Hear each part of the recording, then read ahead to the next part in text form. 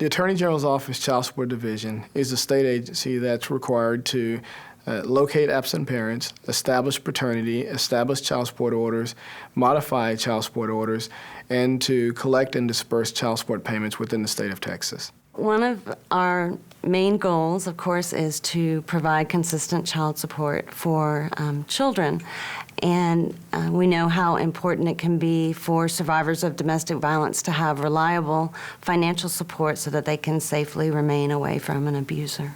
A lot of folks would absolutely love to have the maximum amount of income that they can have to support their family, but they may not feel safe to pursue child support. If you are a survivor of domestic violence, it's important to let us know because we can take steps to keep you safe.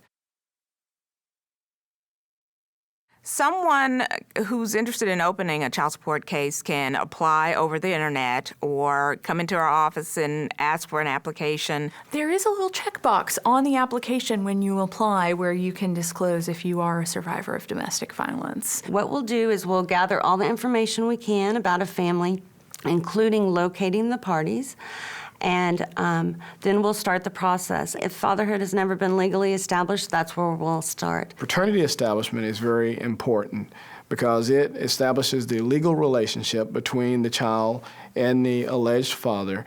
And during that process of establishing paternity, it may involve us doing genetic testing to ensure that the alleged father is in fact the biological father of the child.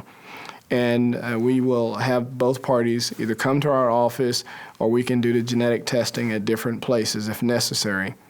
But this is an important step in order to obtain an order for child support. And then we'll move forward with trying to negotiate an order that addresses medical support, child support, custody, and visitation. We can do that through an in-office negotiation or we can do it through the court process. In cases where we're aware that there's family violence, we will use the court process to obtain the court order.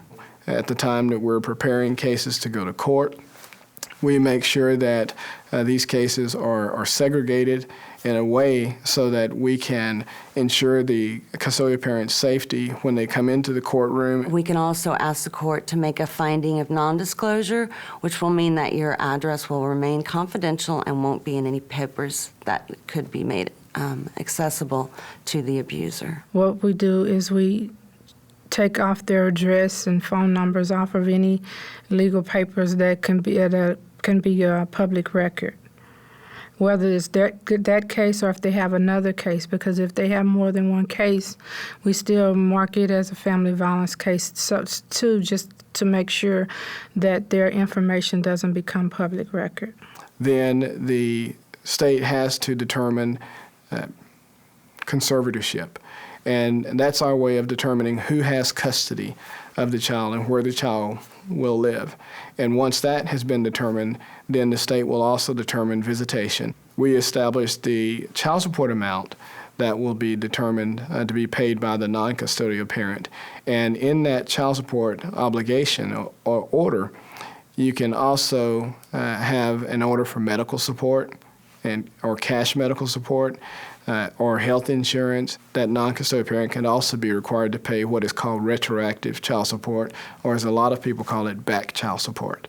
I'd want victims of family violence to understand and know that the court process can take some time, but they will, if they stick with it and not be too discouraged, it's very likely that they will be able to get an order that protects them, their information, and orders child support for them and for their children.